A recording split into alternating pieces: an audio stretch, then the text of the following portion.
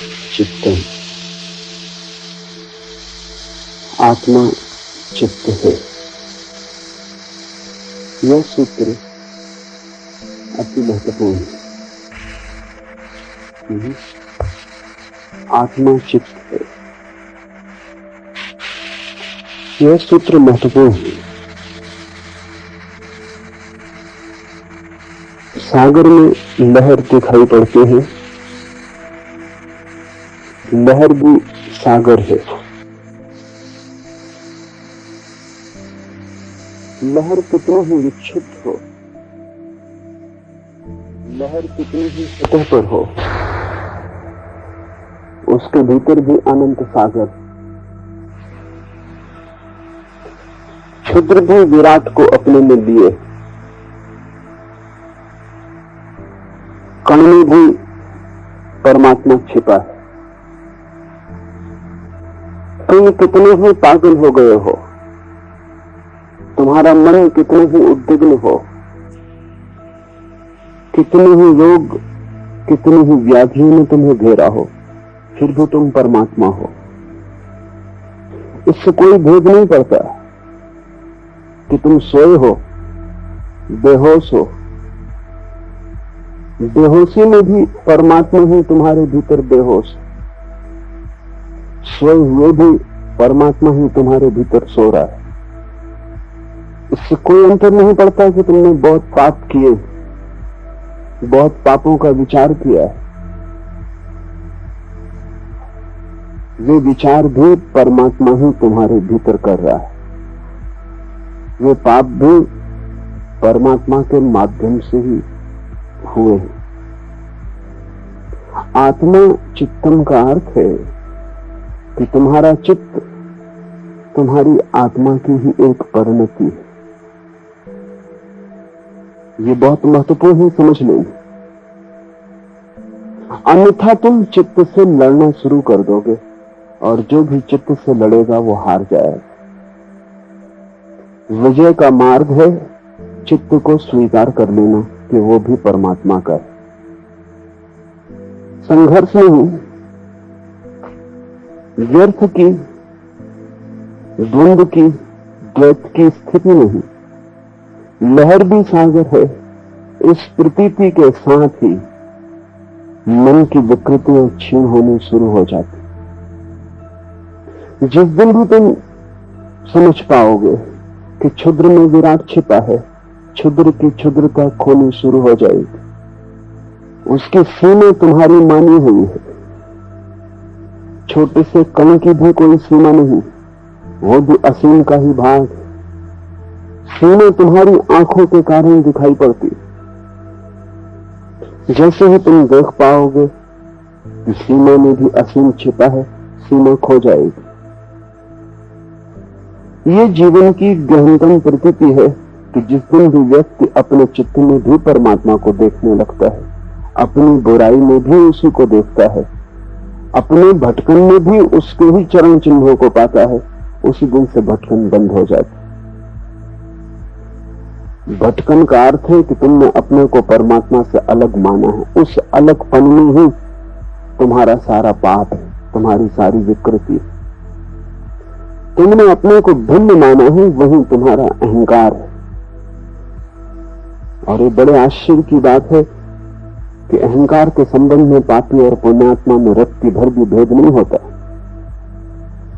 पापी भी अहंकार से भरा होता है उतने ही जितना जिसे हम पुण्यात्मा कहते हैं वो अहंकार से भरा होता है। उनके कृत्य होंगे अलग, लेकिन उनकी प्रतीति एक ही। दोनों ही अपने को भिन्न मान रहे हैं।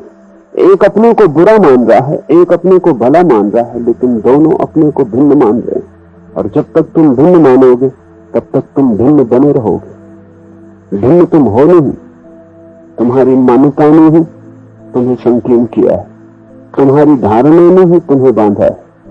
तुम अपने ही ख्याल में, अपने ही ख्याल के कारागृह में कैद, अन्यथा चारों तरफ खुला आकाश और कहीं कोई दीवार नहीं। किसी ने तुम्हें रोका नहीं, किसी ने कोई बाधा खड़ी नहीं की। तुम्हारी अस्मिता कैसे गल जाए। आत्मा चित्तम, इसका अर्थ है कि तुम नहीं हो, तुम परमात्मा हो। तुम बड़े विराट से जुड़े हो, तुम छोटी लहर नहीं पूरे सागर हो। इस विराट की प्रतीति से तुम्हारा अहंकार खो जाएगा, और जहां अहंकार नहीं वहां पाप का कोई उपाय नहीं। एक ही पाप है कि मैं पृथक हूं, और ये पृथकता का भाव जैसे हम साधु कहते हैं उसमें भी बना रहता है। मैंने सुना है एक हठयोगी मरा, स्वर्ग पहुंचा, द्वार पर दस्तक दी, द्वार खुला और पहरेदार ने कहा स्वागत, भीतर आए। हठयोगी ठिठक गया।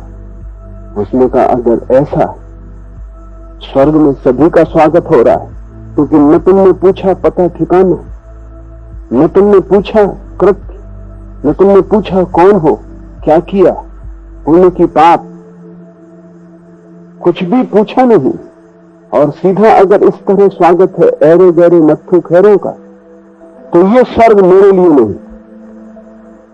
न आरक्षण किया, न कोई रिजर्वेशन, न कोई पूछताछ, सीधा स्वागत। तो फिर ये मेरी धारणा का स्वर्ग नहीं।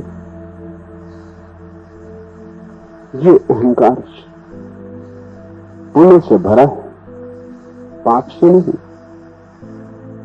साधना की है इसमें, बड़ी सिद्धियां पाई होंगी, लेकिन सब सिद्धियां व्यर्थ हो गई। सभी सिद्धियों ने अहंकार को ही भरा है, वे असिद्ध हो गई। बर्नार्ड शॉ को नोबेल प्राइज मिली। तो एक छोटा सा लेकिन बड़ा कीमती क्लब है यूरोप में, वो केवल 100 व्यक्तियों को सदस्यता देता है पूरी पृथ्वी पर, चुने हुए लोगों का, जिनकी बड़ी महिमा है, नोबेल पुरस्कार जिन्होंने पाए हैं या कोई और बड़ी जिनकी उपलब्धि है, बड़े चित्रकार, मूर्तिकार, साहित्यकार, और केवल 100 से ज्यादा संख्या उस क्लब की नहीं होती। जब एक सदस्य मरता है तभी कोई नया व्यक्ति प्रवेश करता है। लोग जीवन भर प्रतीक्षा करते हैं उस क्लब की सदस्यता मिल जाए। जब बर्नार्ड शॉ को नोबेल प्राइज मिली तो उस क्लब की सदस्यता का निमंत्रण उसके पास आया, और क्लब ने कहा हम गौरवान्वित होंगे तुम्हें अपना सदस्य बनाकर। बर्नार्ड शॉ ने उत्तर में लिखा, जो क्लब मुझे सदस्य बना के गौरवान्वित होता है वो मेरे योग्य नहीं।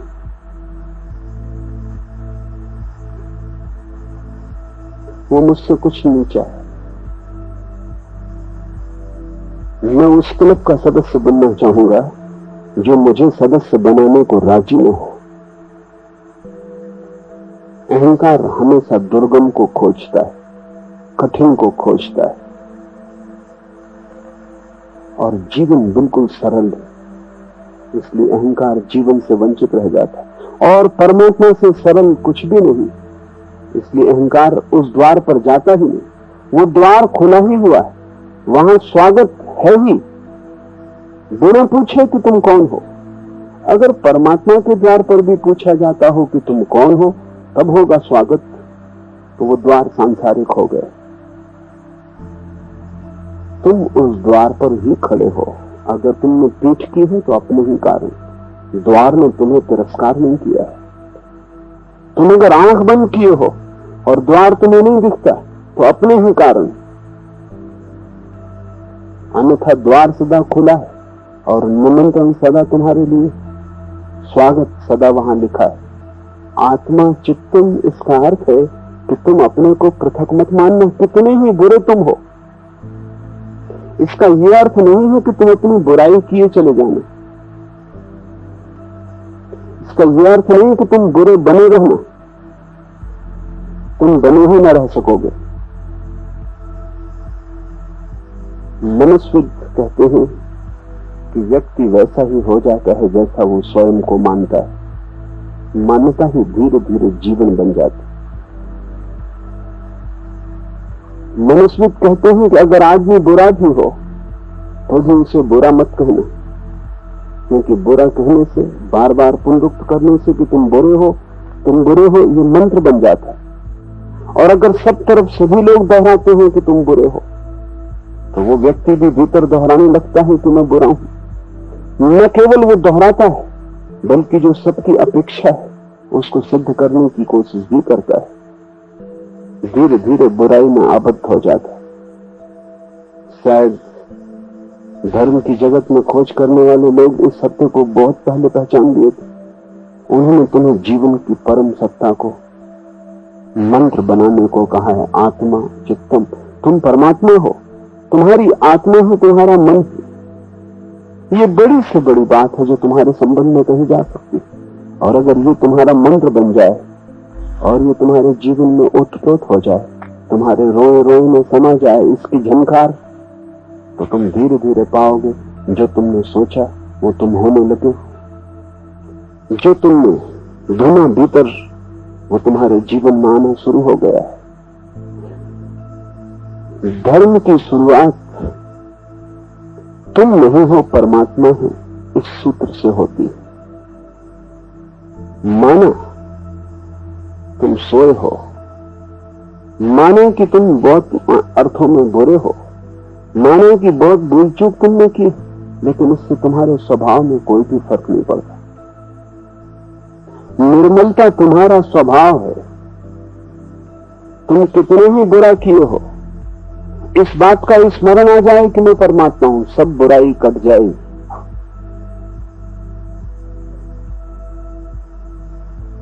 तुम्हें एक एक बुराई को अलग अलग काटना हो तो तुम वो भी कर सकते हो, तब जन्मों जन्मों तक बुराई न कटेगी, क्योंकि अनंत है बुराई।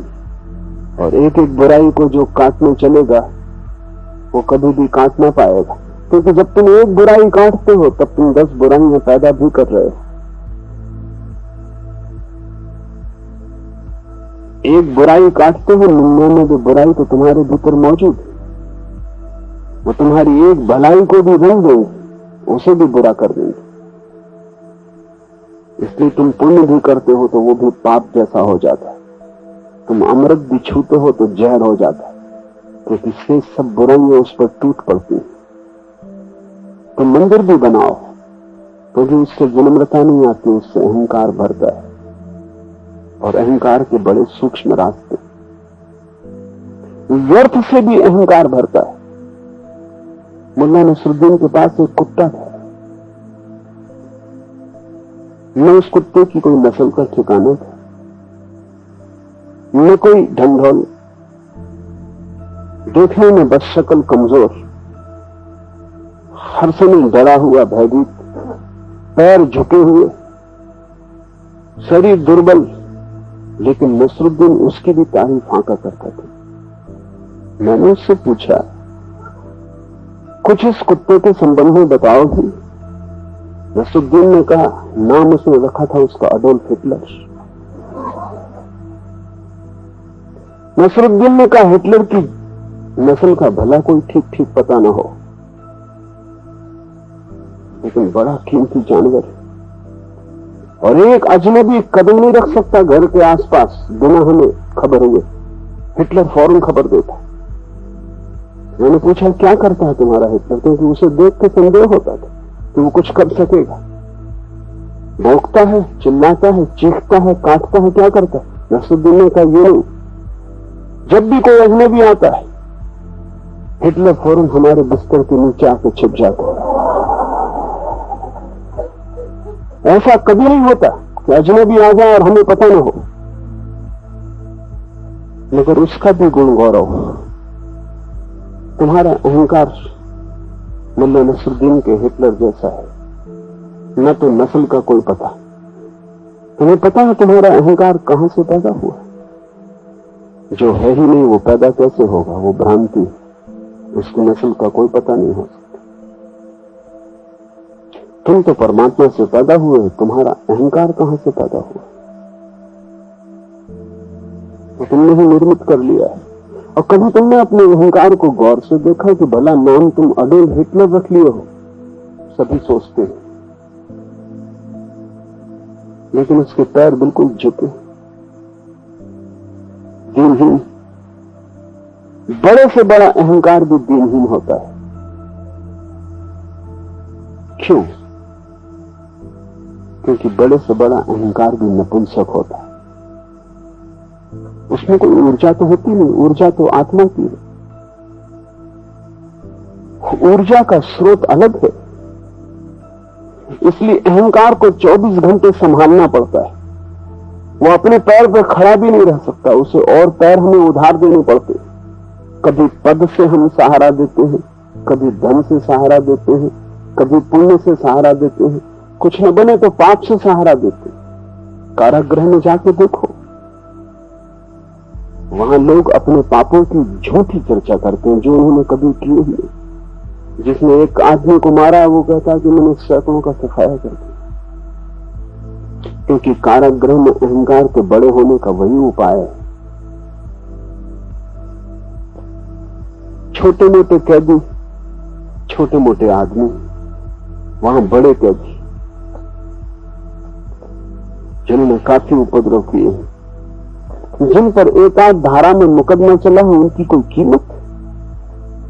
जिन पर 10-25 धाराएं लगी, जिन पर 100-200 मुकदमे चल रहे हैं, जो रोज अदालत में हाजिर होते हैं, आज इस मुकदमे के लिए, कल उस मुकदमे के लिए। कारागृह में वही दादा गुरु। वहां आदमी झूठे पापों की भी बात करता है जो उसने कभी नहीं किए। पुण्य से भी, पाप से भी, धन से, पद से, हर चीज से अहंकार को तुम सहारा देते हो, तब भी वो खड़ा नहीं रह पाता, मौत उसे गिरा देती। क्योंकि जो नहीं है, मौत उसी को मिटाएगी।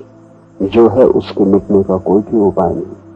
तुम तो बचोगे, लेकिन ध्यान रखना, जब मैं कहता हूं तुम बचोगे, तो मैं उस तुम की बात कर रहा हूं जिसका तुम्हें कोई पता ही नहीं। जिसे तुम समझते हो तुम्हारा होना, वो तो नहीं बचेगा। वो तुम्हारा अहंकार मात्र, तुम्हारा नाम, तुम्हारा रूप, तुम्हारा धन, तुम्हारी प्रतिष्ठा, तुम्हारी योग्यता, तुमने जो कमाया, वो कुछ भी ना बचेगा। उसको छोड़ के भी तुम अगर कुछ हो, अगर तुम्हें थोड़ी सी भी संधि रेखा उसकी मिलनी शुरू हो गई, जो तुम्हारी योग्यता से बाहर, जो तुमने कमाया नहीं, जिसे तुम लेकर ही पैदा हुए थे, जो पैदा होने के पहले भी तुम्हारे साथ था, वही केवल मृत्यु के बाद तुम्हारे साथ रहेगा। आत्मा चित्तम, वही आत्मा खोजने जैसी है।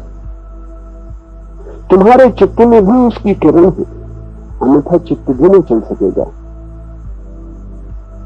पाप भी करोगे तो कौन करेगा? करने के लिए ऊर्जा चाहिए, ऊर्जा उसी से मिलती। तुम उस ऊर्जा का दुरुपयोग कर रहे हो, लेकिन दुरुपयोग को तुम सदुपयोग में न बदल सकोगे, क्योंकि दुरुपयोग का मूल कारण और जड़ अहंकार में एक ही पाप है, और वो है स्वयं को अस्तित्व से पृथक समझना।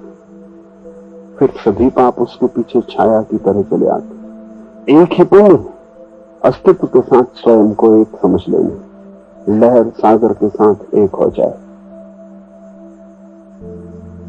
सभी पुण्य उसके पीछे अपने आप चले आते। आत्मा चित्त है,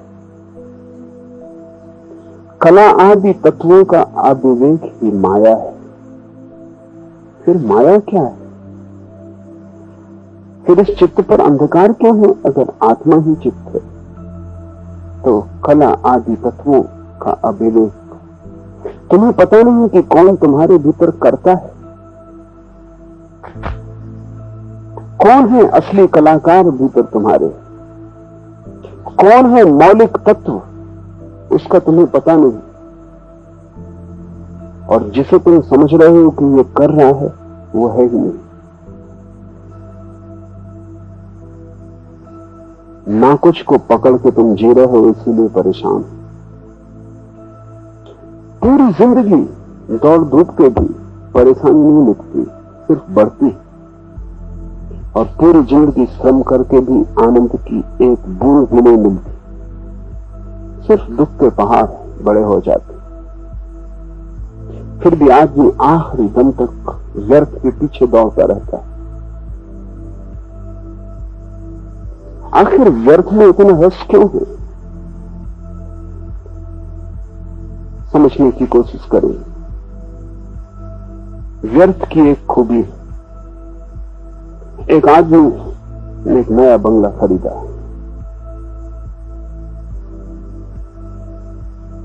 बगीचा लगाया,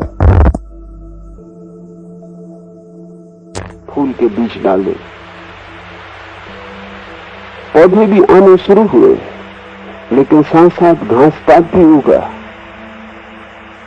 वो थोड़ा चिंतित हुआ। उसने पड़ोसी मुल्ला नसरुद्दीन से पूछा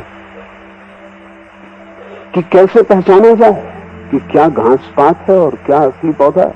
नसरुद्दीन ने कहा, सीधी तरकीब, दोनों को उखाड़ लो, जो फिर से उगाए वो घास पात है। व्यर्थ की एक खूबी, उखाड़ो, उखाड़ने से कुछ नहीं मिटता।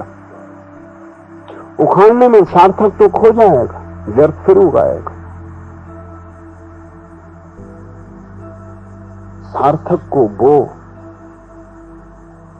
तब भी पक्का नहीं कि फसल काट पाओगे, क्योंकि हजार बाधाएं।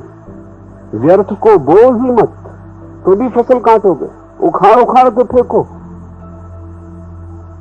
तो और उगाएगा। व्यर्थ को बनाने में श्रम नहीं करना पड़ता है, सार्थक को बनाने में बड़ा श्रम करना पड़ता है। इसलिए तुमने व्यर्थ को चुना है। वो अपने से उग रहा है। किसी को चोर होने के लिए मेहनत नहीं करनी पड़ती, चोरी घास पात की तरह उगती। किसी को काम वासना से भरने के लिए कोई श्रम करना पड़ता है, कोई प्रार्थना, कोई योग, कोई साधना। वो घास पात की तरह उगता है। क्रोध करने के लिए कहीं सीखने जाना पड़ता है, किसी विद्यापीठ में नहीं, वो घास पात की तरह बढ़ता है। ध्यान सीखना हो तो कठिनाई शुरू होती, प्रेम सीखना हो तो बड़ी कठिनाई शुरू होती। मोह बढ़ता है अपने आप घास पात की तरह, प्रेम श्रम मांगता है। और प्रेम को अगर लाना हो तो घास पात को प्रतिक्षण उखाड़ के फेंकना पड़े, नहीं तो घास पात उस सबको खा जाएगा जो सार्थक है, उस सबको ढांक लेगा, छिपा लेगा। व्यर्थ की एक खूबी है कि वो तुमसे श्रम नहीं मांगता।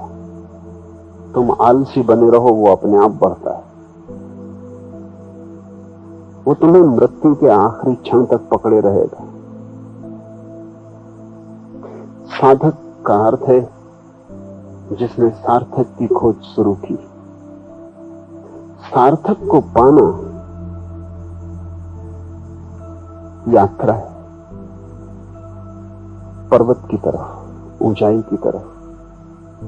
व्यर्थ को पाना लुढ़कने जैसा है, जैसे पत्थर पहाड़ से लुढ़कता हो। वो अपने ही आप चला आता, गुरुत्वाकर्षण से नीचे ले आता है, कुछ करना नहीं पड़ता है। तुमने अब तक जीवन में कुछ नहीं किया है, इसलिए तुम व्यर्थ हो। तुम कहोगे नहीं, ऐसी बात नहीं, मैंने धन कमाया, मैं पद प्रतिष्ठा पर पहुंचा, मैंने बड़ी उपाधियां इकट्ठी की हैं। फिर भी मैं तुमसे कहता हूं कि वो सब तुमने किया नहीं, वो घास पात की तरह अपने आप बढ़ा है। और अगर गौर से तुम भीतर विश्लेषण करोगे तो तुम्हें भी दिखाई पड़ जाएगा कि धन कमाने के लिए तुमने कुछ किया नहीं।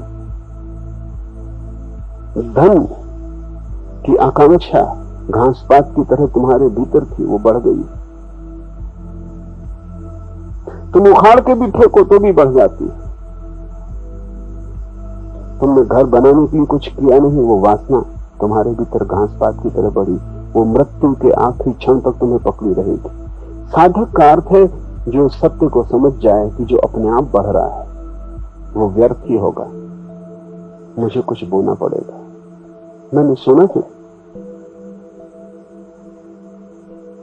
कि एक महिला एक मनोवैज्ञानिक के पास गई और उसने कहा कि अब सहायता की जरूरत है। बहुत दिन टाला, लेकिन अब मुझे कहना ही पड़ेगा मेरी सहायता करें। मनोवैज्ञानिक ने पूछा, क्या है समस्या? उसने कहा, समस्या मेरी नहीं, मेरे पति की। समस्या यह है कि जैसा प्रेम प्रथम में उन्होंने दिखाया था, अब वो धीरे धीरे खो गया, और जैसी प्रगाढ़ वासना उनमें पहले थी वो धीरे धीरे क्षीण हो गई। पहले वो बाढ़ की तरह थी, अब वो एक सूखी नदी की तरह हुए जा रहे हैं। मनोवैज्ञानिक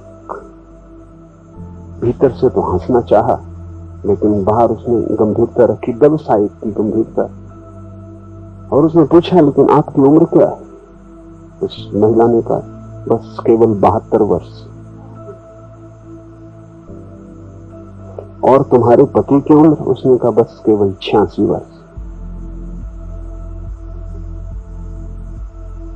सभी लोग ऐसा सोचते हैं कि बस केवल 80-90, केवल मृत्यु के खिलाफ लगाए हुए, कि अभी कोई उम्र है, अभी तो जैसी शुरुआत है। और मनोवैज्ञानिक ने कहा कि कब तुम्हें ये लक्षण दिखाई पड़ने शुरू हुए कि पति की ऊर्जा खो रही है, शक्ति खो रही है, प्रेम वासना कम हो रही? पत्नी ने कहा, कल रात और आज सुबह फिर।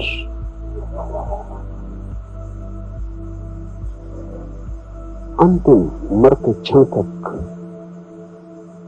कचरा ही पकड़े रखता है, क्योंकि उसके लिए कुछ करने की जरूरत नहीं, वो अपने से उग रहा है। मेरे पास लोग आते हैं, वो कहते हैं ध्यान करते हैं छूट जाता है, 2 दिन चलता है फिर बंद हो जाता है। ऐसा वासना के साथ नहीं होता, ऐसा क्रोध के साथ नहीं होता। तुम कभी भूल के भी नहीं छोड़ पाते, उसे तुम पकड़े ही रहते हो। मामला क्या है? ध्यान कर कर के छूट जाता है, 2 दिन करते हैं फिर भूल जाते हैं, फिर 4-6 महीने में याद आती, प्रार्थना कर कर के छूट जाती। और क्रोध और लोभ और काम और मोह, एक तथ्य को समझने की कोशिश करो, क्योंकि ध्यान तुम्हें करना पड़ता है, इसलिए छूट जाता है। वो बीज हैं जो बोने पड़ते हैं, उन्हें संभालना पड़ेगा, और ये सब कचरा अपने आप उगता है। जो भी अपने आप चल रहा है उसे व्यर्थ समझना, और जब तक तुम उसी में जीते रहोगे तब तक तुम्हें कुछ भी न मिलेगा। तुम मौत के समय तुम पाओगे तुम खाली हाथ आए और खाली हाथ जा रहे, और ये अविवेक ही माया है, ये मूर्छा, ये भेद न कर पाना कि क्या सार्थक है क्या व्यर्थ। शंकर ने सार्थक और व्यर्थ के विवेक को ही ज्ञान कहा है। जीवन में ये दिखाई पड़ जाए कि ये सार्थक और ये व्यर्थ, वहां दोनों है, वहां घास पात भी है, फूल के पौधे भी हैं। तुम्हें ही जीवन के अनुभव से तय करना पड़ेगा क्या सार्थक है। सार्थक पर दृष्टि आ जाए तो ब्रह्म पर दृष्टि आ गई, और व्यर्थ पर दृष्टि लगी रहे तो माया में भटकन। न तुम्हें पता है कि तुम कौन हो, न तुम्हें पता है तुम किस दिशा में जा रहे हो, न तुम्हें पता है तुम कहां से आ रहे हो। तुम बस रास्ते के किनारे के कचरे से उलझे हुए हो। राह के किनारे को तुमने घर बना लिया है, और इतनी चिंताओं से तुम भरे हो उस व्यर्थ के कचरे के कारण, जो तुम्हारे बिना ही उगता रहा है। तुम्हें उस संबंध में चिंतित होने का कोई भी प्रयोजन नहीं। अविवेक माया है।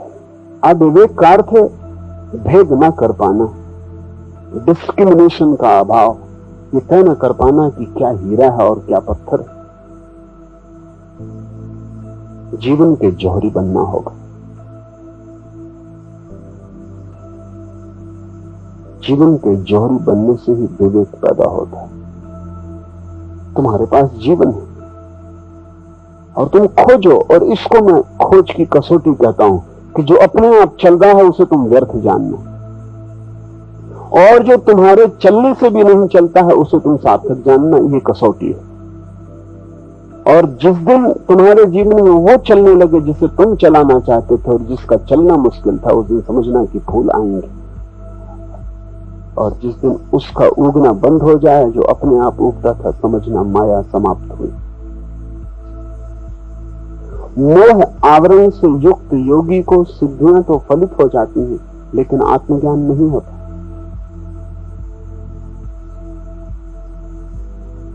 और ये व्यर्थ इतना महत्वपूर्ण हो गया है जीवन में कि जब तुम सार्थक को भी साधने जाते हो तब भी सार्थक नहीं सधता, व्यर्थ ही सधता है। लोग ध्यान करने आते हैं तो भी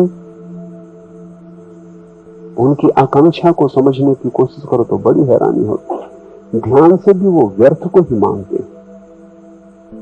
मेरे पास वो आते हैं, वो कहते हैं ध्यान करना चाहता हूं क्योंकि शारीरिक बीमारियां हैं। क्या आप आश्वासन देते हैं कि ध्यान करने से वो दूर हो जाएंगे? अच्छा होता वो चिकित्सक के पास गए होते। अच्छा होता कि उन्होंने आदमी खोजा होता जो शरीर की चिकित्सा करता है। वो आत्मा के वैद्य के पास भी आते हैं तो भी शरीर के इलाज के लिए। वो ध्यान भी करने को तैयार है तो भी ध्यान उनके लिए औषधि से ज्यादा नहीं है, और वो औषधि भी शरीर के लिए।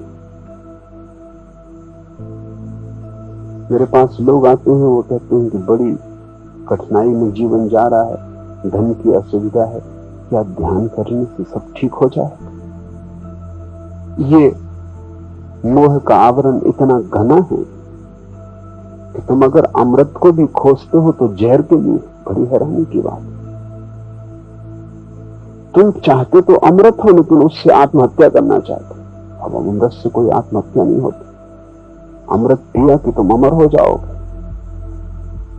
लेकिन तुम अमृत की तलाश में आते हो तो भी तुम्हारा लक्ष्य आत्महत्या का है। धन या देह, संसार का कोई न कोई अंग, वही तुम धर्म से भी पूरा करना चाहते हो। सुनो लोगों की प्रार्थनाएं मंदिरों में जाकर वे क्या मांग रहे हैं, और तुम पाओगे कि वे मंदिर में भी संसार मांग रहे हैं। किसी के बेटे की शादी नहीं हुई, किसी के बेटे को नौकरी नहीं मिली, किसी के घर में कलह है। मंदिर में भी तुम संसार को ही मांगने जाते हो। तुम्हारा मंदिर सुपरमार्केट होगा, बड़ी दुकान होगा, जहां वो चीजें भी बिकती, जहां सभी कुछ बिकता है, लेकिन तुम्हें अभी मंदिर की कोई पहचान नहीं। इसलिए तुम्हारे मंदिरों में जो पुजारी बैठे हैं वे दुकानदार हैं, क्योंकि वहां जो लोग आते हैं वे संसार के ही ग्राहक। असली मंदिर से तो तुम बचोगे। मेरे एक मित्र दांत के डॉक्टर, उनके घर में मेहमान थे। बैठा था उनके बैठक खाने में, दिन सुबह एक छोटा सा बच्चा डरा डरा भीतर प्रविष्ट हुआ। चारों तरफ उसने चौंक के देखा, फिर मुझसे पूछा कि क्या मैं पूछ सकता हूं। बड़े फुसफुसाते कि डॉक्टर साहब भीतर हैं या नहीं? मैंने कहा वो अभी बाहर गए। प्रसन्न हो गया वो बच्चा। उसने कहा मेरी मां ने भेजा था दांत दिखाने, क्या मैं आपसे पूछ सकता हूं कि वो फिर कब बाहर जाएंगे? बस ऐसी तुम्हारी हालत है। अगर मंदिर तुम्हें मिल जाए तो तुम बचोगे। दांत का दर्द तुम सह सकते हो, लेकिन दांत का डॉक्टर तुम्हें जो दर्द देगा वो तुम सहने को तैयार नहीं। तुम छोटे बच्चों की भांति हो। तुम संसार की पीड़ा सह सकते हो, लेकिन धर्म की पीड़ा सहने की तुम्हारी तैयारी नहीं। और निश्चित ही धर्म भी पीड़ा देगा। वो धर्म पीड़ा नहीं देता। वो तुम्हारे संसार के दांत इतने सड़ गए हैं, उनको निकालने में पीड़ा होगी। धर्म पीड़ा नहीं देता, धर्म तो परम आनंद है। लेकिन तुम दुख में ही जिए हो और तुमने दुख ही अर्जित किया है।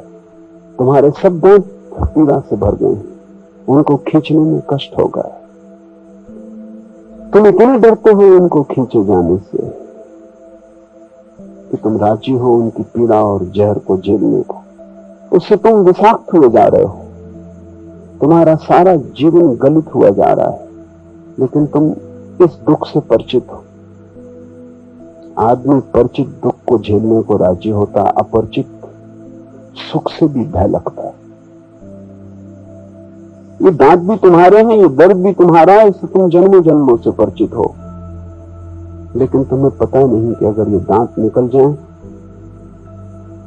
ये पीड़ा खो जाए, तो तुम्हारे जीवन में पहली दफा आनंद का द्वार खुलेगा। तुम मंदिर भी जाते हो तो तुम पूछते हो पुजारी से, परमात्मा फिर कब बाहर होंगे, कब मैं आऊं। तुम जाते भी हो, तुम जाना भी नहीं चाहते हो। तुम कैसी चाल अपने साथ खेलते हो, इसका हिसाब लगाना बहुत मुश्किल है।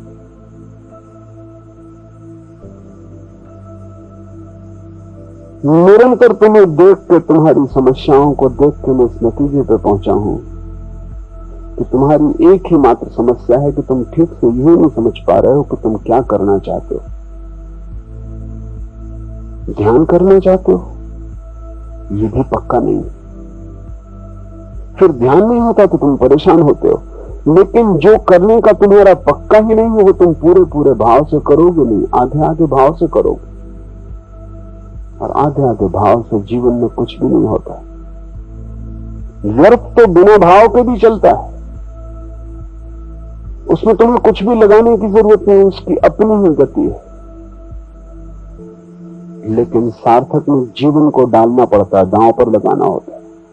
ये सूत्र कहता है, मोह आवरण से युक्त योगी को सिद्धियां तो फलित हो जाती है, लेकिन आत्मज्ञान नहीं होता। मोह का आवरण इतना घना है कि अगर तुम धर्म की तरफ भी जाते हो तो तुम चमत्कार खोजते हो। वहां भी अगर बुद्ध खड़े हो तुम न पहचान सकोगे, तुम सत्य साईं बाबा को पहचानोगे। अगर बुद्ध और सत्य साईं बाबा दोनों खड़े हो तो तुम सत्य साईं बाबा के पास जाओगे, बुद्ध के पास नहीं। क्योंकि बुद्ध ऐसी मूर्खता न करेंगे कि तुम्हें ताबीज दें, हाथ से राख गिराएं। बुद्ध कोई मदारी नहीं है, लेकिन तुम मदारियों की तलाश में हो। तुम चमत्कार से प्रभावित होते हो क्योंकि तुम्हारी गहरी आकांक्षा, वासना परमात्मा की नहीं, तुम्हारी गहरी वासना संसार की।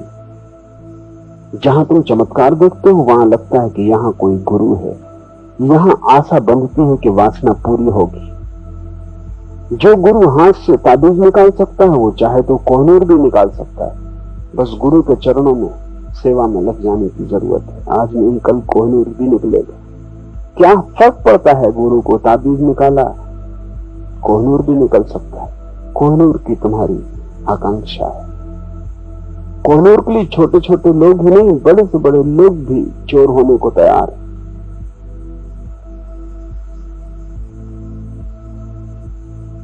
जिस आदमी के हाथ से राख गिर सकती है शून्य से, वो चाहे तो तुम्हें अमरत्व प्रदान कर सकता है। बस केवल गुरु सेवा की जरूरत है। नहीं, बुद्ध से तुम वंचित रह जाओ, क्योंकि वहां कोई चमत्कार घटित नहीं होता। जहां सारी वासना समाप्त हो गई, वहां तुम्हारी किसी वासना को तृप्त करने का भी कोई सवाल नहीं।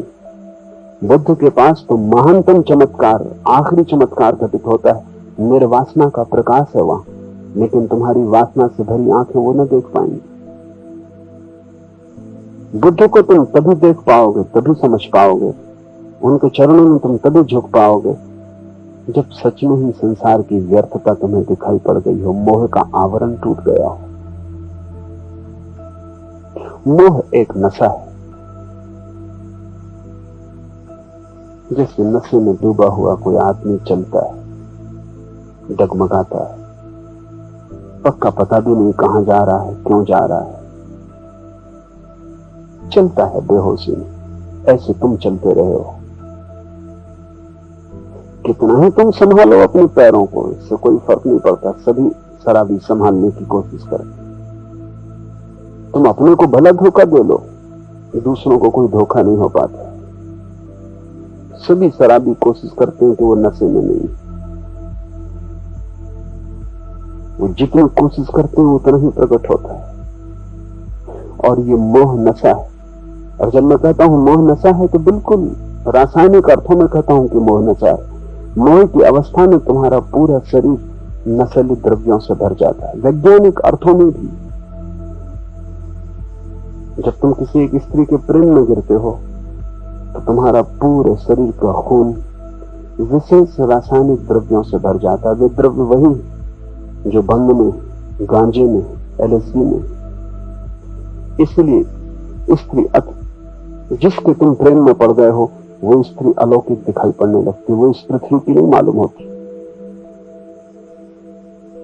जिस पुरुष के तुम प्रेम में पड़ जाओ वो पुरुष इस लोक का नहीं मालूम पड़ता है। नशा उतरेगा तब वो दो कौड़ी का दिखाई पड़ेगा। जब तक नशा है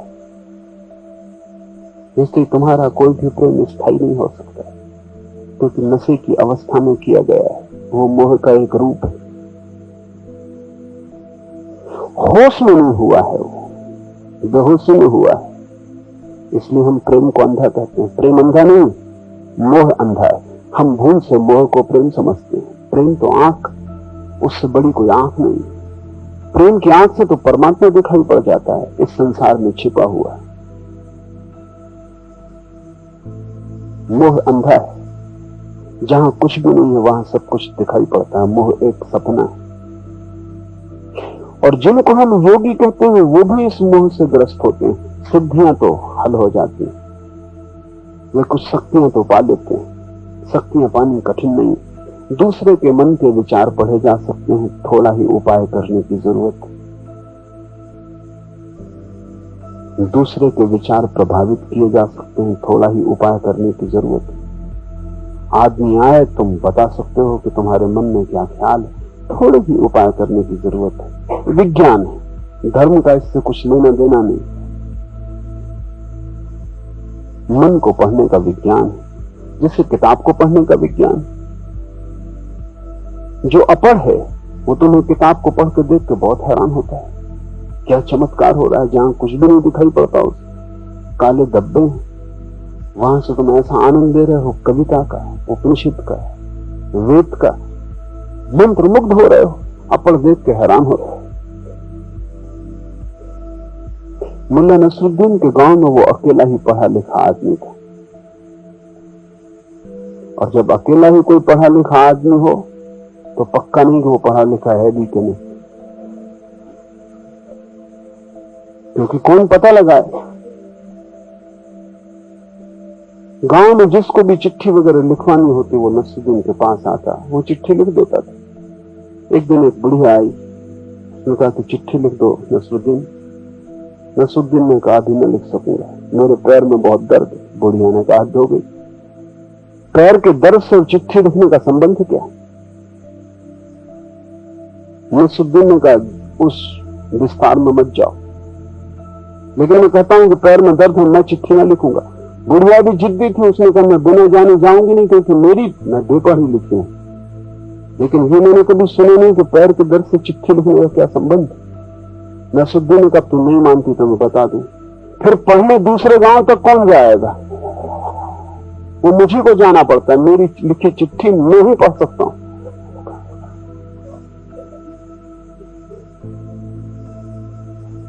अभी मेरे पैर में दर्द है, मैं लिखने वाला नहीं।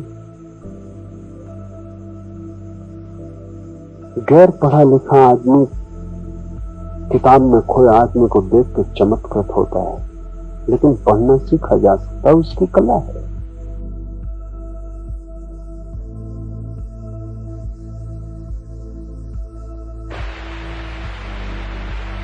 तुम्हारे मन में विचार चलते हैं, तुम देखते हो विचारों को, दूसरा भी उनको देख सकता है, उसकी कला है। लेकिन उस विचारों को देखने की कला का धर्म से कोई भी संबंध नहीं।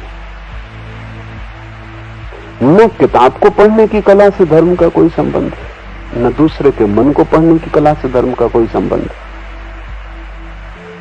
जादूगर सीख लेते हैं, वे कोई सिद्ध पुरुष नहीं, लेकिन तुम बहुत चमत्कृत होगे।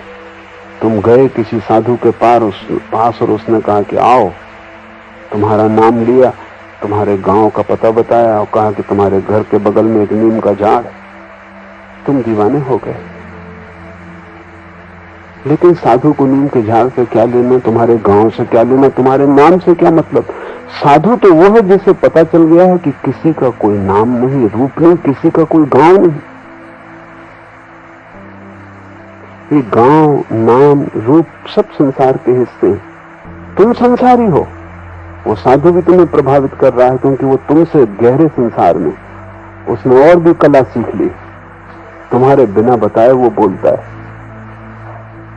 वो तुम्हें प्रभावित करना चाहता है। ध्यान रखो, जब तक तुम दूसरे को प्रभावित करना चाहते हो तब तक तुम अहंकार से ग्रस्त हो। आत्मा किसी को प्रभावित करना नहीं चाहती। दूसरे को प्रभावित करने में सार भी क्या है? क्या अर्थ? पानी पे बनाए हुए लकीरों जैसा है। क्या होगा? मुझे 10,000 लोग प्रभावित हों कि 10 करोड़ लोग प्रभावित हों, इससे होगा क्या? उनको प्रभावित करके मैं क्या पालूंगा?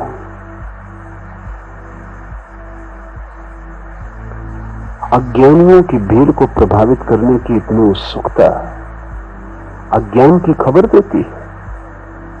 तो राजनेता दूसरों को प्रभावित करने में उत्सुक होता है, समझ में आता है, लेकिन धार्मिक व्यक्ति क्यों दूसरों को प्रभावित करने में उत्सुक होगा? और जब भी तुम दूसरे को प्रभावित करना चाहते हो तब तक एक बात याद रखना, तुम आत्मस्थ नहीं हो। दूसरे को प्रभावित करने का अर्थ है कि तुम अहंकार स्थित हो। अहंकार दूसरे के प्रभाव को भोजन की तरह उपलब्ध करता है, उसी पे जीता है। जितनी आंखें मुझे पहचान लें उतना मेरा अहंकार बड़ा होता है। अगर सारी दुनिया मुझे पहचान ले तो मेरा अहंकार सर्वोत्कृष्ट हो जाता है।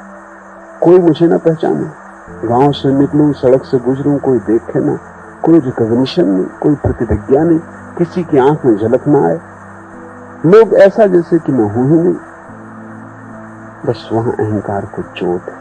अहंकार चाहता है दूसरे को।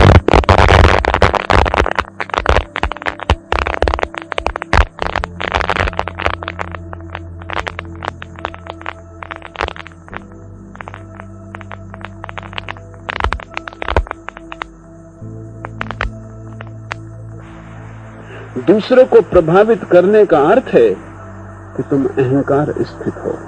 अहंकार दूसरे के प्रभाव को भोजन की तरह उपलब्ध करता है, उसी पे जीता है। जितनी आंखें मुझे पहचान लें उतना मेरा अहंकार बड़ा होता है। अगर सारी दुनिया मुझे पहचान ले तो मेरा अहंकार सर्वोत्कृष्ट हो जाता है। कोई मुझे ना पहचाने, गांव से निकलूं, सड़क से गुजरूं, कोई देखे ना, कोई रिकॉग्निशन नहीं, कोई प्रतिज्ञा नहीं, किसी की आंख में झलक ना आए, लोग ऐसा जैसे कि मैं हूं ही नहीं, बस वहां अहंकार को चोट है। अहंकार चाहता है दूसरे ध्यान दें। ये बड़े मजे की बात है। अहंकार ध्यान नहीं करना चाहता, दूसरे उस पर ध्यान करें, सारी दुनिया उसकी तरफ देखे, वो केंद्र हो जाए। धार्मिक व्यक्ति दूसरा मेरी तरफ देखे इसकी फिक्र नहीं करता, मैं अपनी तरफ देखूं, क्योंकि अंततः वही मेरे साथ जाएगा। ये तो बच्चों की बात हुई, बच्चे खुश होते हैं कि दूसरे उनकी प्रशंसा करें, सर्टिफिकेट घर लेके आते हैं तो नाचते कूदते आते। लेकिन बुढ़ापे में भी तुम सर्टिफिकेट मांग रहे हो, तब तुमने जिंदगी गंवा दी। सिद्धि की आकांक्षा दूसरों को प्रभावित करने में धार्मिक व्यक्ति की वो आकांक्षा नहीं, वही तो संसारिक का स्वभाव है। ये सूत्र कहता है, मोह आवरण से युक्त योगी को सिद्धियां तो फलित हो जाती लेकिन आत्मज्ञान नहीं होता। वो कितने ही बड़ी सिद्धियों को पाले, उसके छूने से मुर्दा जिंदा हो जाए, उसके स्पर्श से बीमारियां खो जाएं,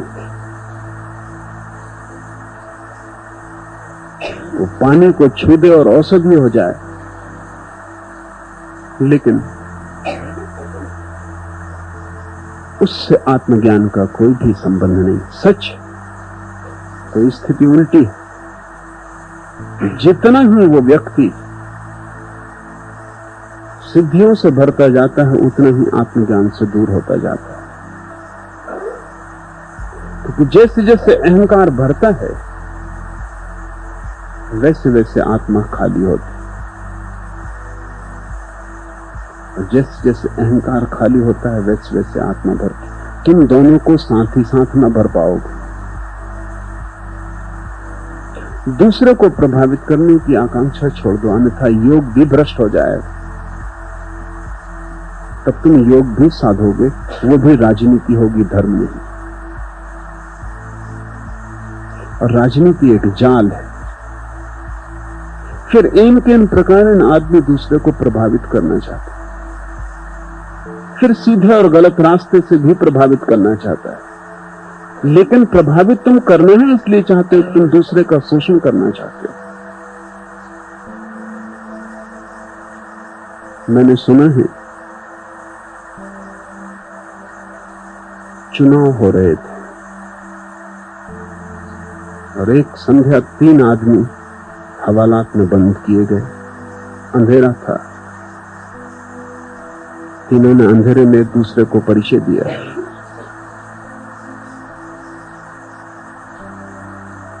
पहले व्यक्ति ने कहा, मैं हूं सरदार संत सिंह, मैं सरदार सिरफोड़ सिंह के लिए काम कर रहा था। दूसरे ने कहा, गजब हो गए, मैं हूं सरदार शैतान सिंह, मैं सरदार सिरफोड़ सिंह के विरोध में काम कर रहा था। तीसरे ने कहा, वाह गुरु जी की फतेह, वाह गुरु जी का खालसा, हद हो गई, मैं खुद सरदार सिरफोड़ सिंह। नेता, अनुयायी, पक्ष के विपक्ष के सभी कारागृहों के योग्य, वही उनकी ठीक जगह जहां उन्हें होना चाहिए। क्योंकि पाप की शुरुआत वहां से होती है जहां मैं दूसरे व्यक्ति को प्रभावित करने चलता हूं। क्योंकि अहंकार न शुभ जानता न अशुभ। अहंकार सिर्फ अपने को भरना जानता है। कैसे अपने को भरता है, ये बात गौण है। अहंकार की एक ही आकांक्षा है कि मैं अपने को भरूं और परिपुष्ट हो जाऊं। और चूंकि अहंकार एक सूनापन है, सब उपाय करके भी भर नहीं पाता, खाली ही रह जाता। तो जैसे जैसे उम्र हाथ से खोती है, वैसे वैसे अहंकार पागल होने लगता है। क्योंकि अभी तक भर नहीं पाया, अभी तक यात्रा अधूरी है और समय बीता जा रहा है। इसलिए बूढ़े आदमी चिड़चिड़े हो जाते हैं। वो चिड़चिड़ापन किसी और के लिए नहीं, वो चिड़चिड़ापन अपने जीवन की असफलता के लिए। जो भरना चाहते थे वो भर नहीं पाए। और बूढ़े आदमी का चिड़चिड़ाहट और घनी हो जाती, क्योंकि उसे लगता है कि जैसे जैसे वो बूढ़ा हुआ है, वैसे वैसे लोगों ने ध्यान देना बंद कर दिया है। बल्कि लोग प्रतीक्षा कर रहे हैं कि वो कब समाप्त हो जाए। मुल्ला नसरुद्दीन 100 साल का हो गया। मैंने उससे पूछा कि क्या तुम कुछ कारण बता सकते हो नसरुद्दीन, कि परमात्मा ने तुम्हें इतनी लंबी उम्र क्यों दी? उसने बिना कुछ झिझक के कहा, संबंधियों के धैर्य की परीक्षा के लिए। सभी बूढ़े संबंधियों की धैर्य की परीक्षा कर रहे, 24 घंटे देख रहे हैं कि ध्यान उनकी तरफ से हटता जा रहा। मौत तो उन्हें बाद में मिटाएगी, लोग उनकी पीठ उन्हें पहले ही मिटा देती। उससे चिड़चिड़ापन पैदा होता।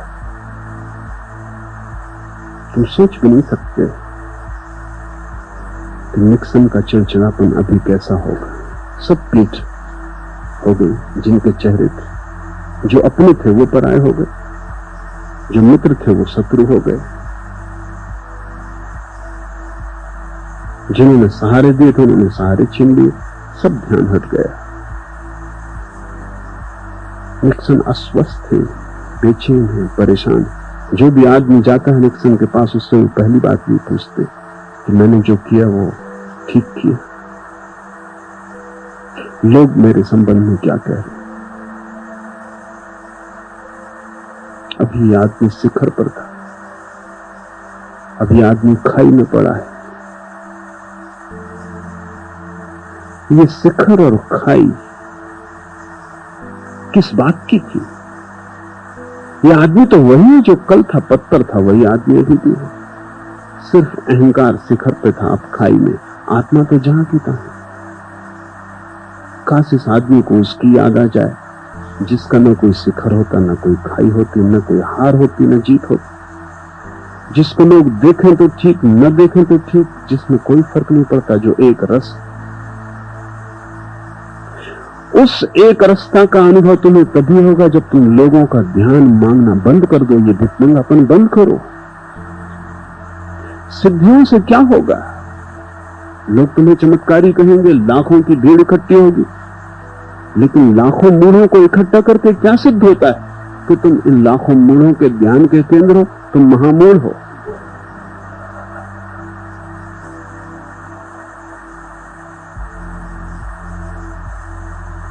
अज्ञानी से प्रशंसा पाके भी क्या मिलेगा? जिससे खुद ज्ञान नहीं मिल सका उसकी प्रशंसा मांग के तुम क्या करोगे? जो खुद भटक रहा है उसके तुम नेता हो जाओगे? उसके सम्मान का कितना मूल्य है?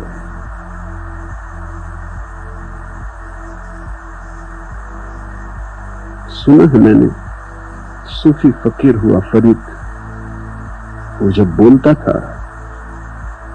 तो कभी लोग ताली बजाते तो वो रोने लगता। एक दिन उसके शिष्यों ने पूछा, हद हो गई, लोग ताली बजाते तुम रोते किस लिए? तो फरीद ने कहा कि वो ताली बजाते तब मैं समझता हूं कि मुझसे कोई गलती हो गई होगी, अन्यथा वो ताली कभी ना बजाते, गलत लोग। जब वो मैं ताली बजाते मैं उनकी समझ में आता, तभी मैं समझता हूं कि मैं कुछ ठीक बात कह रहा हूं। आखिर गलत आदमी की ताली का मूल्य क्या है? तुम किसके सामने अपने को सिद्ध करना चाह रहे हो? अगर तुम इस संसार के सामने अपने को सिद्ध करना चाह रहे हो तो तुम ना समझो कि प्रशंसा के लिए आतुर हो, तुम अभी ना समझो। और अगर तुम सोचते हो कि परमात्मा के सामने तुम अपने को सिद्ध करना चाह रहे हो कि मैं सिद्ध हूं, तो तुम और महा ना समझो, क्योंकि उसके सामने तो विनम्रता चाहिए, वहां तो अहंकार काम ना करेगा। वहां तो तुम मिट के जाओगे तो ही स्वीकार पाओगे। वहां तुम अकड़ लेके गए तो तुम्हारी अकड़ ही बाधा हो जाएगी। इसलिए तथाकथित सिद्ध परमात्मा तक नहीं पहुंच पाते, परम सिद्धि उनकी हो जाती, लेकिन असली सिद्धि चूक जाती। वो असली सिद्धि है आत्मज्ञान। क्यों आत्मज्ञान चूक जाता है? क्योंकि सिद्धि भी दूसरे की तरफ देख रही है, अपनी तरफ नहीं। अगर कोई भी ना हो दुनिया में, तुम अकेले हो, तो तुम सिद्धियां चाहोगे? तुम चाहोगे कि पानी को छू औषधि हो जाए, मरीज को छू स्वस्थ हो जाए, मुर्दे को छू जिंदा हो जाए? कोई भी ना हो पृथ्वी पर, तुम अकेले हो, तो तुम ये सिद्धियां चाहोगे? तुम कहोगे क्या करेंगे? देखने वाले ही ना रहे। देखने वाले के लिए सिद्धियां हैं। दूसरे पर तुम्हारा ध्यान है, तब तक तुम्हारा अपने पर ध्यान नहीं आ सकता। और आत्मज्ञान तो उसे फलित होता है जो दूसरे की तरफ से आंखें अपनी तरफ मोड़ लेता है। स्थायी रूप से मोह जय होने पर सहज विद्या फलित होती है। स्थायी रूप से मोह जय होने पर सहज विद्या फलित होती है। मोह को जय करना है। मोह का क्या अर्थ? मोह का अर्थ है दूसरे के बिना मैं न जी सकूंगा, दूसरा मेरा केंद्र है। तुमने बच्चों की कहानियां पढ़ी होंगी जिनमें कोई राजा होता है और जिसके प्राण किसी पक्षी में, तोते में, मैना में बंद होते। तुम उस राजा को मारो, न मार पाओगे। गोली आर पार निकल जाएगी, राजा जिंदा रहेगा। तीर छिद जाएगा हृदय में, राजा मरेगा नहीं। जहर पिला दो, कोई असर न होगा, राजा जीवित रहेगा। तुम्हें पता लगाना पड़ेगा उस तोते का, मैना का, जिसमें उसके प्राण बंद। उसे तुम मरोड़ दो, उसकी गर्दन तोड़ दो, इधर राजा मर जाएगा। ये बच्चों की कहानियां बड़ी अर्थपूर्ण, बूढ़ों के भी समझने योग्य। मोह का अर्थ है तुम अपने में नहीं जीते, किसी और चीज में जीते। समझो किसी का मोह तिजोरी में, तुम उसकी गर्दन मरोड़ दो, वो ना मरेगा। तुम तिजोरी लूट लो, वो मर गए। उनके प्राण तिजोरी में थे, उनका बैंक बैलेंस खो जाए, वो मर गए। उन्हें तुम मारो, वो मरने वाले नहीं। जहर पिलाओ, वो जिंदा रहेंगे।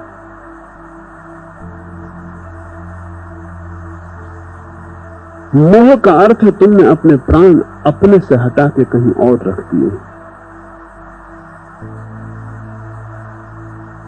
किसी ने अपने बेटे में रख दिए हैं, किसी ने अपनी पत्नी में रख दिए, किसी ने धन में रख दिए, किसी ने पद में रख दिए, लेकिन प्राण कहीं और रख दिए हैं। जहां होना चाहिए प्राण वहां नहीं। तुम्हारे भीतर प्राण नहीं धड़क रहा है, कहीं और धड़क रहा है। तब तुम मुसीबत में रहोगे। यही मोह संसार है, क्योंकि जहां जहां तुमने प्राण रख दिए उनके तुम गुलाम हो जाओगे। तो जिस राजा के प्राण तोते में बंद है, वो तोते का गुलाम होगा, क्योंकि तोते के ऊपर सब कुछ निर्भर है। तोता मर जाए तो हमारे प्राण गए, तो तोते को संभालेगा।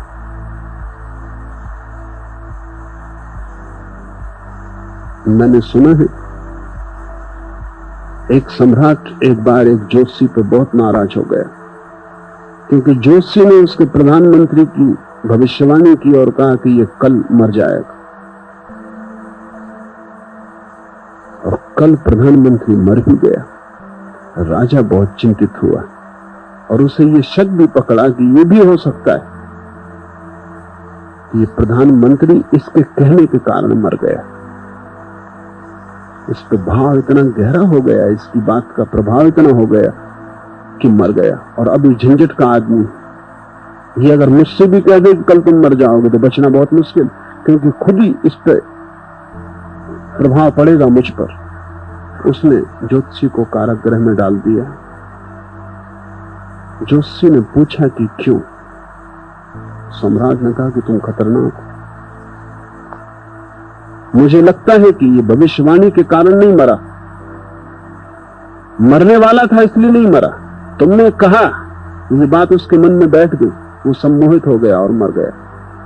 तुम खतरनाक हो।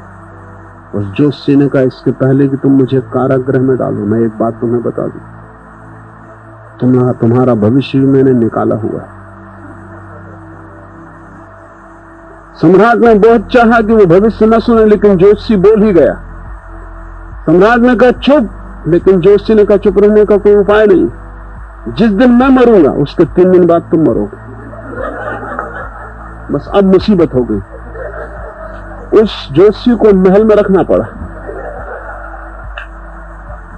उसकी बड़ी सेवा, चिंता, उसके राजा हाथ पैर दबाता, क्योंकि वो जिस दिन मरा 3 दिन बाद। जहां तुम अपने प्राण रख दोगे उसकी तुम सेवा में लग जाओगे। लोगों को देखो तिजोरी के पास कैसे जाते, बिल्कुल हाथ जोड़े जैसे मंदिर के पास जाते। तिजोरी पर लाभ शुभ, श्री गणेशाय नमः। तिजोरी भगवान, उसकी वो पूजा करते। दिवाली के दिन पागलों को देखो, सब अपने अपनी तिजोरी की पूजा कर। वहां उनके प्राण किस भाव से वे करते हैं, वो भाव देखने जैसे। दुकानदार हर साल अपने खाता बही शुरू करता है तो स्वस्तिक बनाता है, लाभ शुभ लिखता है, श्री गणेशाय नमः लिखता है, तुम्हें पता है कि गणेश की इतनी स्तुति वो क्यों करता है? ये गणेश पुराने उपद्रवी, पुरानी कथा है कि गणेश विघ्न के देवता हैं। दिखते भी ढंग से, उपद्रवी होना चाहिए। एक तो खोपड़ी अपनी नहीं, जिसके पास अपनी खोपड़ी नहीं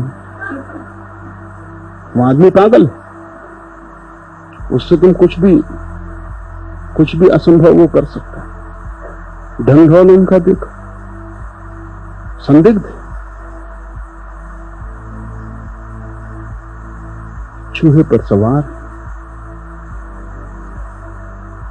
चूहा तर्क कतरनी की तरह काटता है।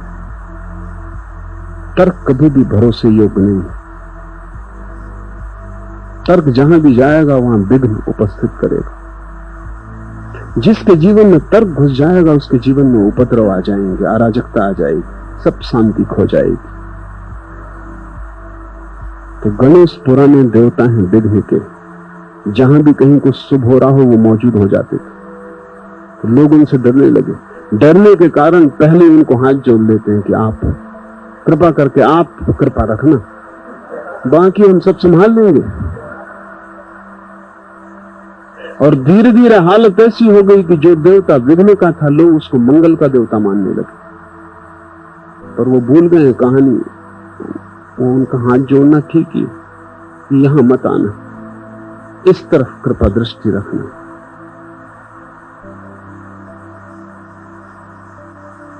देखें तिजोरी के पास किस भाव से भक्त धन की पूजा करता है। मोह का आवरण का अर्थ होता है तुम्हारी आत्मा कहीं और बंद। वो पत्नी में हो, धन में हो, पद में हो, वो कहीं भी हो, इससे कोई फर्क नहीं पड़ता, लेकिन तुम्हारी आत्मा तुम्हारे भीतर नहीं है। मोह का ये अर्थ। और शाश्वत स्थायी रूप से मोह जय का अर्थ है तुमने सारी प्रतंत्रता छोड़ दी, अब तुम किसी और पर निर्भर होकर नहीं जीते, तुम्हारा जीवन अपने में निर्भर है। तुम स्व केंद्रित हुए, तुम्होंने अपने अस्तित्व को ही अपना केंद्र बना लिया। अब पत्नी न रहे, धन न रहे तो भी कोई फर्क न पड़ेगा, वो ऊपर की लहरें, तो भी तुम उद्विग्न न हो जाओगे। सफलता रहे कि विफलता, सुख आए कि दुख, कोई अंतर न पड़ेगा, क्योंकि अंतर पड़ता था इसलिए कि तुम उन पर निर्भर थे। मोह जय का अर्थ है परम स्वतंत्र हो जाना। मैं किसी पर निर्भर नहीं हूं, ऐसी प्रतीति। मैं अकेला काफी हूं, पर्याप्त हूं, ऐसी तृप्ति। मेरा होना पूरा है, ऐसा भाव, मोह जय। जब तक दूसरे के होने पर तुम्हारा होना निर्भर है तब तक मोह पकड़ेगा, तब तक तुम दूसरे को जकड़ोगे, वो कहीं छूट ना जाए, कहीं खो ना जाए रास्ते में, क्योंकि उसके बिना तुम कैसे रहोगे। मुल्ला नसरुद्दीन की पत्नी मरी तो औपचारिक रूप से रो रहा था,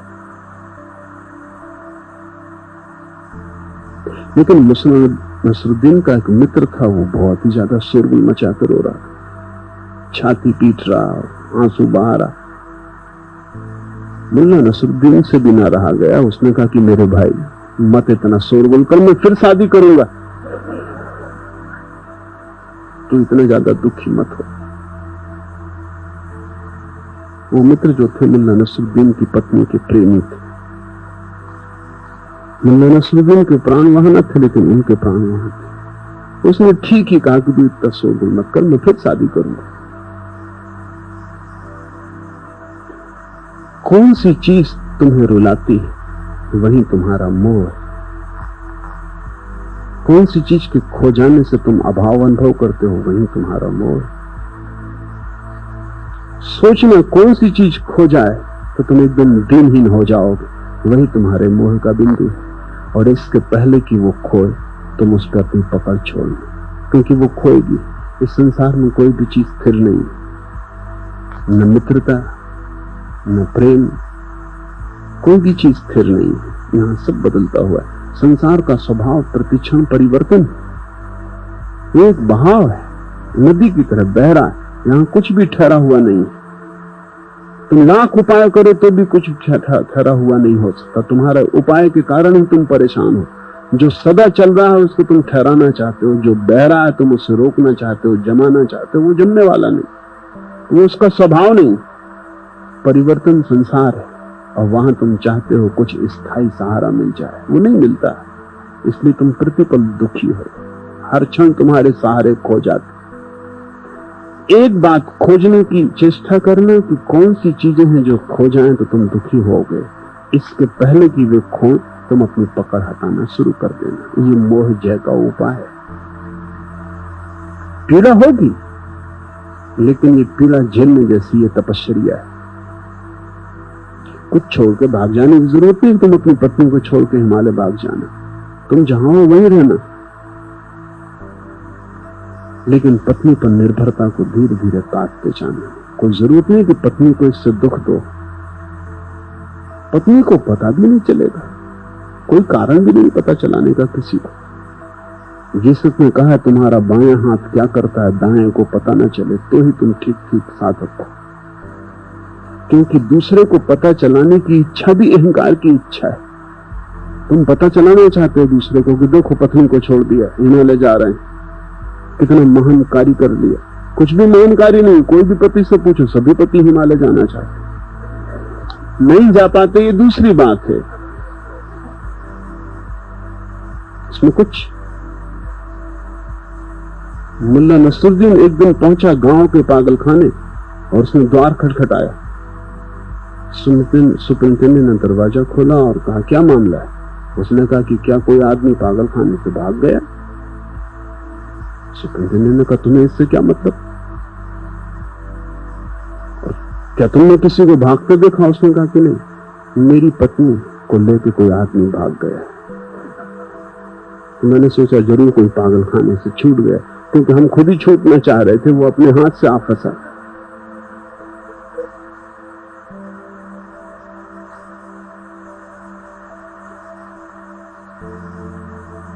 पतियों से पूछो,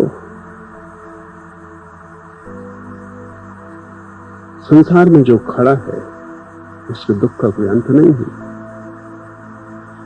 भाग नहीं सकता क्योंकि उसे कहीं सुख दूसरी जगह दिखाई भी नहीं पड़ता कहां जाए, और जहां जाएगा संसार से साथ ही होगा।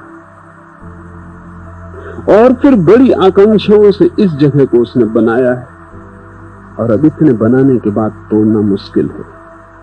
पूरी जिंदगी व्यर्थ होती है। मोह की खोज करना, जिन चीजों के बिना तुम न रह सको उनके बिना धीरे धीरे रहने की भीतरी चेष्टा करना, और एक ऐसी स्थिति बना लेना कि अगर वे सब भी खो जाएं तो भी तुम्हारे भीतर कोई कंपन न होगा, तो मोह जय हुई।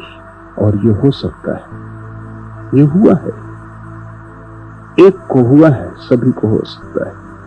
सूत्र कहता है शिवका, स्थायी रूप से मोह जय होने पर सहज विद्या फलित होती, और जिस दिन भी मोह जय हो जाती उसी दिन तुम पाते हो कि उस विद्या का तुम्हें अनुभव होने लगा, वो ज्ञान स्फुरने लगा जो सहज है, जो किसी से सीखा नहीं जाता। वही आत्मज्ञान है। आत्मज्ञान दूसरे से सीखने की कोई सुविधा नहीं, वो भीतर स्फुरित होता है, जैसे वृक्षों में फूल लगते हैं, जैसे झरने बहते हैं। ऐसा तुम्हारे भीतर जो बह रहा है, सदा कलकलनाद कर रहा है, वो तुम्हारा ही है, सहज, उसे किसी से लेना नहीं। कोई गुरु उसे नहीं दे सकता, सभी गुरु उस तरफ इशारा करते हैं। जब तुम पाओगे तब तुम पाओगे ये भीतर ही छिपा था, ये अपनी ही संपदा है। इसलिए सहज विद्या, दो तरह की विद्याएं हैं। संसार की विद्या सीखनी दूसरे से सीखनी पड़ेगी, वो सहज नहीं। कितना ही बुद्धिमान आदमी हो, संसार की विद्या दूसरे से सीखनी पड़ेगी। और कितने ही मूढ़ आदमी हो तो भी आत्मविद्या दूसरे से नहीं सीखनी पड़ेगी, वो तुम्हारे भीतर है। बाधा मोह की है, मोह कट जाता है, बादल छट जाते हैं, सूर्य निकल आता ऐसे जागृत योगी को सारा जगत मेरी ही किरणों का परिस्फुरण है ऐसा बोध होता है। और जिस दिन सहज विद्या का जन्म होता है, जागृति आती है, तो दिखाई पड़ता है कि सारा जगत मेरी ही किरणों का स्फुरण है। तब तुम केंद्र हो जाते हो। तुम बहुत चाहते थे कि सारे जगत के केंद्र हो जाओ, अहंकार के सहारे वो नहीं हो पाया, हर बार हारे, और अहंकार खोते ही तुम केंद्र हो जाते। तुम जिसे पाना चाहते हो वो तुम्हें मिल जाएगा, लेकिन तुम गलत दिशा में खोज रहे हो। तुम भ्रांत मार्ग पर चल रहे हो। तुम जो पाना चाहते हो वो मिल सकता है, लेकिन जिसके सहारे तुम पाना चाहते हो उसके सहारे नहीं मिल सकता। तुमने गलत साथी चुना है, तुमने वाहन गलत चुन लिया है। अहंकार से तुम कभी विश्व के केंद्र न बन पाओगे, और निरअहंकार व्यक्ति तत्क्षण विश्व का केंद्र बन जाता है। बुद्धत्व प्रकट होता है बोधि वृक्ष के नीचे, सारी दुनिया परिधि हो जाती, सारा जगत परिधि हो जाता, बुद्धत्व केंद्र हो जाता। सारा जगत फिर मेरा ही फैलाव, फिर सभी किरणें मेरी, सारा जीवन मेरा है। लेकिन ये मेरा तभी फलित होता है जब मैं नहीं बचता। यही जटिलता है। जब तक मैं है तब तक तुम कितने ही बड़ा कर लो मेरे के फैलाव को, कितना ही बड़ा साम्राज्य बना लो, तुम धोखा दे रहे हो। काफी जल चुके हो, अनेक जन्मों में भटक चुके हो, फिर भी सजग नहीं। मैंने सुना, मुल्ला नसरुद्दीन एक दिन हवाई जहाज में सवार हुआ। अपनी कुर्सी पे बैठते उसने परिचारिका को बुलाया और कहा कि सुनो, तेल, पानी, हवा, पेट्रोल सब ठीक ठाक है ना? उस परिचारिका ने कहा कि तुम अपनी जगह शांति से बैठो, ये तुम्हारा काम नहीं, ये हमारी चिंता है। नसरुद्दीन ने कहा फिर बीच में उतर के धक्का देने के लिए मत कहना। मुझे किसी ने बताया तो मैंने नसरुद्दीन को पूछा कि ऐसी बात घटी? उसने कहा घटी। दूध का जला छाछ भी फूंक फूंक के पीता है, बस का चला हवाई जहाज में भी चिंता रखता है। तुम बीच में उतर के धक्का न देना पड़े। तुम बहुत बार जल चुके हो।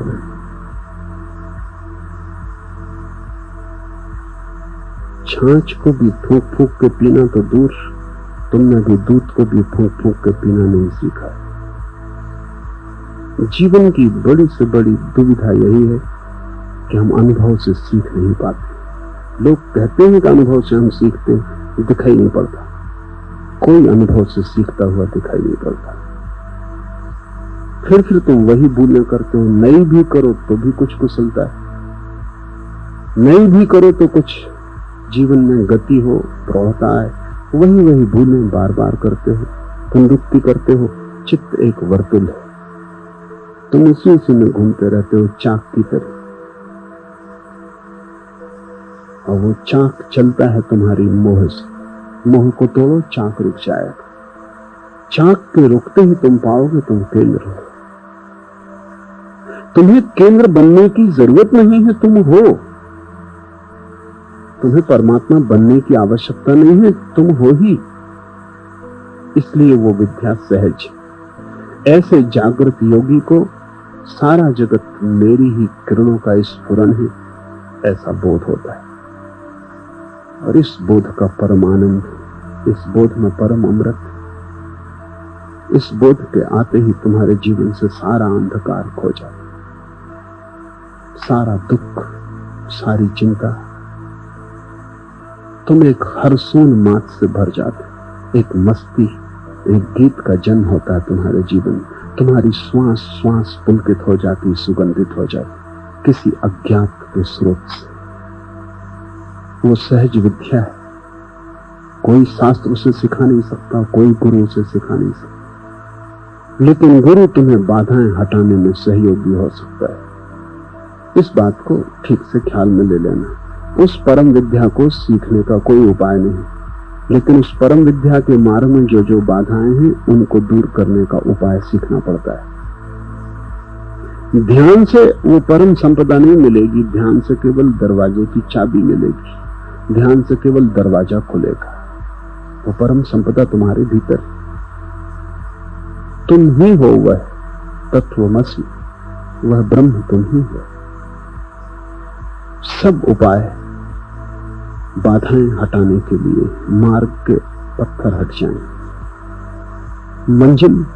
मंजिल तुम अपने साथ लिए चल रहे हो। सहज है ब्रह्म, कठिनाई है तुम्हारे मोह के कारण। कठिनाई ये नहीं है कि ब्रह्म को मिलने में देर है, कठिनाई ये कि संसार को तुमने इतने जोर से पकड़ा है कि जितनी देर तुम छोड़ने में लगा दोगे उतनी ही देर उसके मिलने में हो जाएगी। इस क्षण छोड़ सकते हो, इसी क्षण उपलब्धि है। रुकना चाहो, जन्म जन्मों से तुम रुके हो, और भी जन्म जन्म रुक सकते हो। वैसे काफी हो गया,